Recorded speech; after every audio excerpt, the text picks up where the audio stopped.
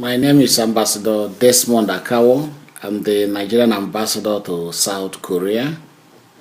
I've been in Korea for the past 6 years as a Nigerian ambassador, and I'm equally serving as the Dean of the African ambassadors in Korea. We have about 17 ambassadors in Korea.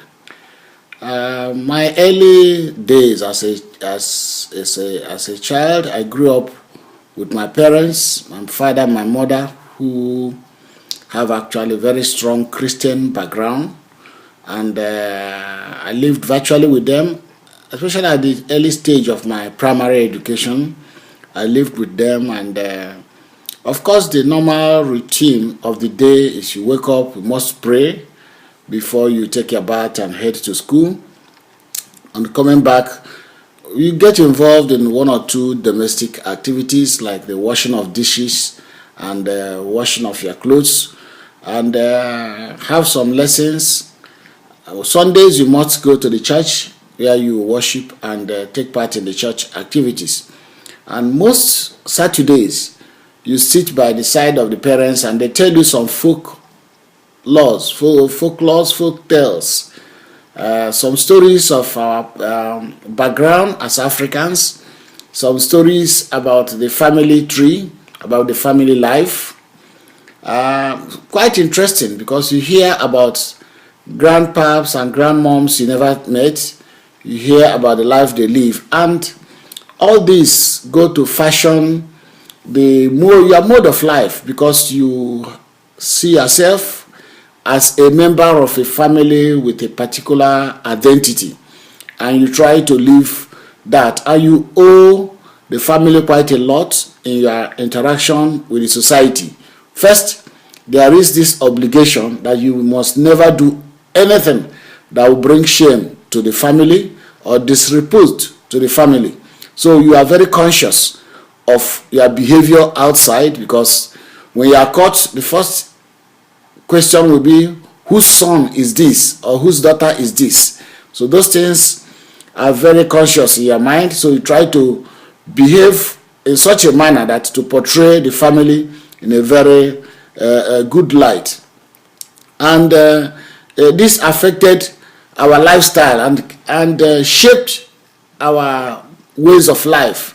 The family system is so tight: respect for seniority, respect for elders, and greetings. You must greet elders, even if the seniority is just by 1 day or one week. You must offer your greetings to the elders before they respond. It's been quite interesting, and in the school these things are equally indicated. And then the vernacular language which we speak, you are taught to speak your vernacular once in a while, as so that you do not forget your root. So the familyhood helped in the upbringing, because that is actually the foundation of life, the family system, and that shaped our way of life. And at particular intervals, especially during holidays, you are asked to visit uncles and spend some days with uncles and relations, so that you could equally see the way of life of other families. And most cases, you see uncles that have made good strides. I used to have an uncle who was a manager in a company, and anytime you stay with him, it tends to be a role model, and you want to aspire to be like him.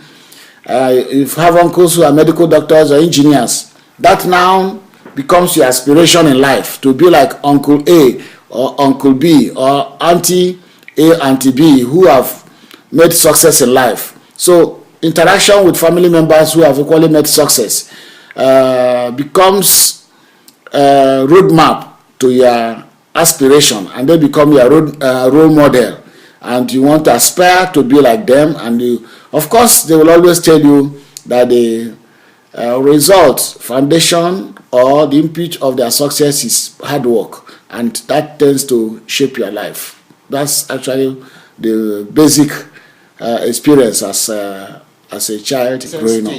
And especially the days of high school and tertiary school, life was equally seen as not just bed of roses.